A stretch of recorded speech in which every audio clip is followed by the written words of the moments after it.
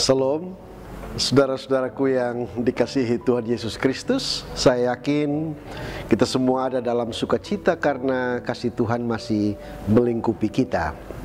Jumpa lagi bersama saya Pendeta Peter Meno dalam acara Santapan Rohani Hosana.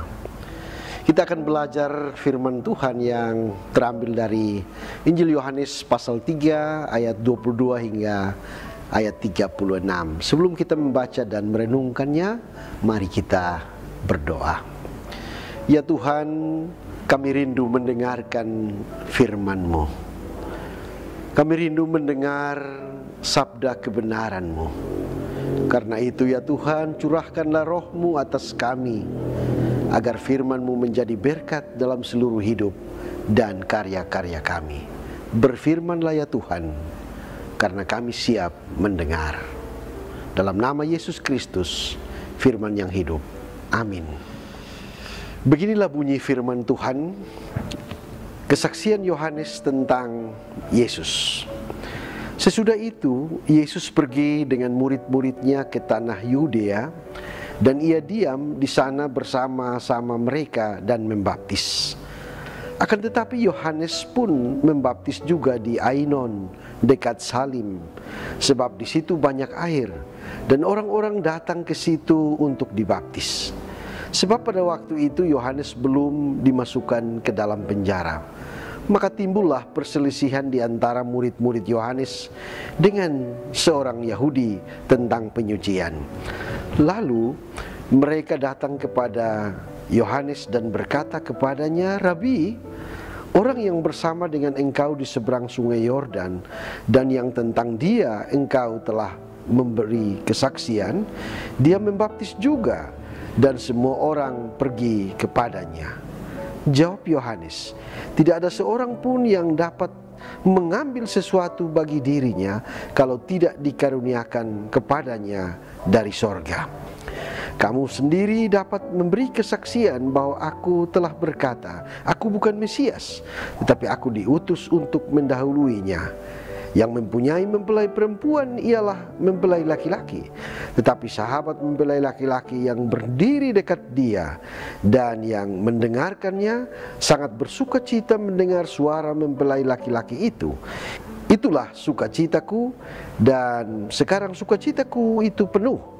Ia harus makin besar, tetapi aku harus makin kecil. Siapa yang datang dari atas adalah di atas semuanya. Siapa yang berasal dari bumi, termasuk pada bumi dan berkata-kata dalam bahasa bumi. Siapa yang datang dari sorga adalah di atas semuanya. Ia memberi kesaksian tentang apa yang dilihatnya dan yang didengarnya. Tetapi tak seorang pun yang menerima kesaksiannya itu. Siapa yang menerima kesaksiannya itu, ia mengaku bahwa Allah adalah benar, sebab siapa yang diutus Allah, dialah yang menyampaikan firman Allah. Karena Allah mengaruniakan rohnya dengan tidak terbatas. Bapa mengasihi anak dan telah menyerahkan segala sesuatu kepadanya. Barang siapa percaya kepada anak, ia beroleh hidup yang kekal. Tetapi barang siapa tidak taat kepada anak, ia tidak akan melihat hidup, melainkan murka Allah tetap ada di atasnya. Demikianlah firman Tuhan. Satu tema kecil yang saya angkat adalah ia harus makin besar, tetapi aku harus makin kecil. Tema ini mengatakan kepada kita semua bahwa Tuhan itu adalah Tuhan yang selalu dipandang besar. Tapi saya ingat akan seorang psikoanalis atau ahli kejiwaan bernama Alfred Adler. Dia pernah menyatakan begini, dalam diri seseorang selalu ada suatu dorongan untuk menjadi besar, di mana dorongan yang tidak terkontrol akan membawa pola hidup narsistik, yaitu cinta diri yang berlebihan. Artinya bahwa secara alamiah semua orang pasti punya keinginan untuk menjadi besar. Siapapun dia pasti ingin besar, termasuk ya saya, termasuk Bapak Ibu saudara-saudara, atau organisasi, atau lembaga, atau apapun itu. Yang menjadi persoalan adalah bukan pada keinginan itu, tapi soalnya adalah apakah kita bisa mengontrol keinginan kita itu atau tidak. Jika keinginan ini bisa dikontrol, maka kita bisa menjadi orang yang rendah hati, walaupun telah menjadi besar. Sebaliknya, jika tidak bisa dikontrol, maka kita akan menjadi orang yang mencintai secara berlebihan diri sendiri atau narsis. Segala sesuatu dilakukan dengan penekanan pada diri sendiri atau menonjolkan diri sendiri. Ya, contohnya orang foto selfie misalnya, itu juga bentuk narsis. Itu berarti bahwa Yohanes Pembaptis pasti juga punya dorongan atau keinginan dalam hati untuk menjadi besar. Namun hebatnya adalah Yohanes mampu mengontrol dirinya pada perilaku narsis atau cinta diri secara berlebihan.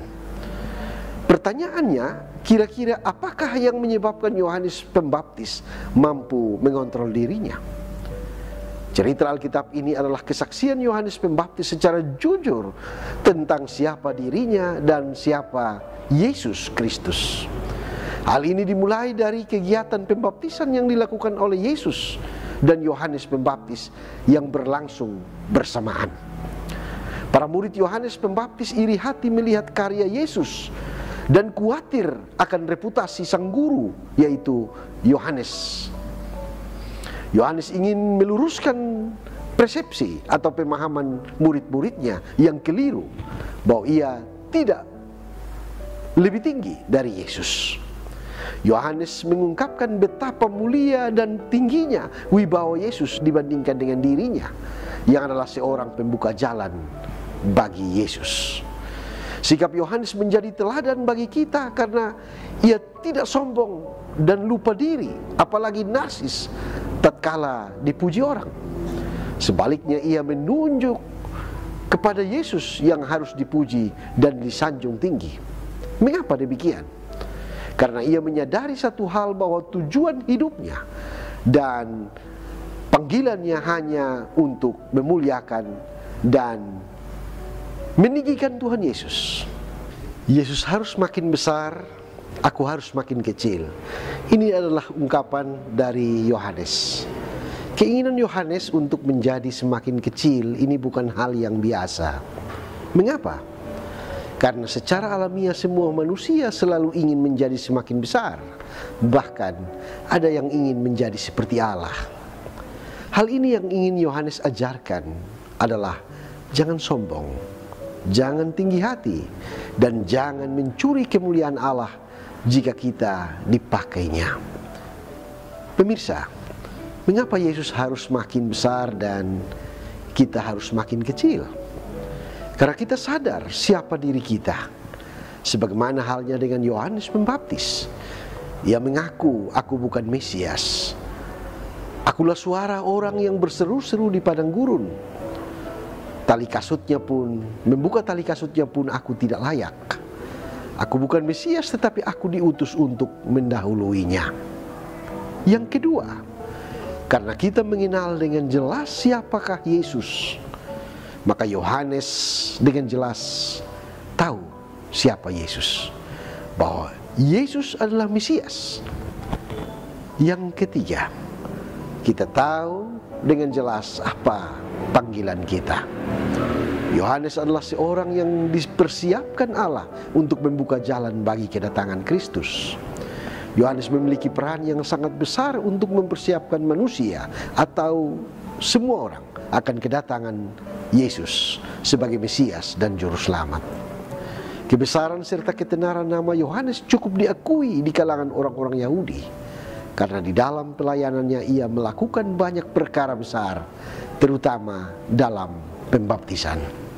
Tetapi ketika Yesus juga melakukan pembaptisan, kemudian nama Yesus juga mulai terkenal jauh melampaui Yohanes. Respon sikap hati Yohanes dalam situasi ini sangat luar biasa. Ia tidak merasa tersaingi, karena bagi Yohanes sudah seharusnya orang lebih tertuju dan memandang pada Yesus. Sebab Yohanes sadar bahwa ia berperan untuk membuka jalan serta mempersiapkan kedatangan Yesus yang memang harus ditinggikan oleh banyak orang. Yohanes Pembaptis menyadari tugas dan panggilannya sebagai seorang yang dipersiapkan untuk menyiapkan jalan bagi Mesias. Dari awal sampai akhir hidupnya dia setia kepada panggilannya. Dia tidak pernah iri hati dengan Tuhan Yesus yang namanya semakin besar dan hebat, karena memang seharusnya demikian. Bapak, Ibu, Saudara, kekasih Tuhan, orang Kristen juga mesti harus mengenal panggilannya. Orang Kristen juga mesti mengenal siapa dirinya. Dia mesti tahu apa sarana yang mesti dia nyatakan bagi Tuhan, bahwa Tuhan mesti semakin lebih besar. Seorang pelayan juga harus melihat kembali bagaimana pola hidupnya, jadi bisa dipakai untuk menjadi seorang pelayan di hadapan Tuhan. Kita tidak pernah terlalu kecil, jadi tidak bisa dipakai Allah. Namun kita juga jangan merasa terlalu besar, jadi Allah tidak bisa memakai kita. Orang besar itu tidak hanya omong besar, tapi dia telah mewujudkannya dalam karya yang besar. Sebaliknya, orang yang berjiwa kecil dan kerdil suka membesar-besarkan masalah, membesarkan hal-hal sepele. Karena itu dari ayat 27 tadi mengatakan bahwa apa yang ada pada kita, apapun itu, semuanya dikaruniakan dari sorga. Kalimat Yohanes itu juga menolong sekali untuk menyadarkan kita bahwa kalau kita menjadi orang besar, itu adalah karunia Tuhan. Bagaimanapun jalannya pelayanan kita ini, tentu kita melewati banyak orang. Keberhasilan daripada kita terletak pada bagaimana kita semua menjadi pelayan-pelayan Tuhan yang mampu mengontrol keinginan kita untuk menjadi besar. Sebaliknya, menjadikan Kristus yang semakin besar dalam hidup kita, dan kita mesti semakin kecil di hadapannya. Tuhan memberkati kita. Amin. Mari kita amini firman Tuhan ini dengan kita berdoa. Terpujilah Tuhan Allah Bapa Surgawi, Bapa yang berkuasa atas kami. Di saat ini kami berterima kasih banyak karena firman-Mu telah mengajarkan kepada kami agar kami terus mengagungkan Tuhan sebagai yang terbesar di dalam kehidupan dan karya kami. Biarlah Tuhan sendiri boleh pakai kami sebagai alat damai sejahtera untuk membesarkan Tuhan di tengah-tengah dunia ini. Ini kami Tuhan, dengar dan sambut kami. Dalam nama Yesus Kristus kami berdoa. Amin. Kekasih-kekasih Tuhan, demikianlah santapan rohani Hosana saat ini.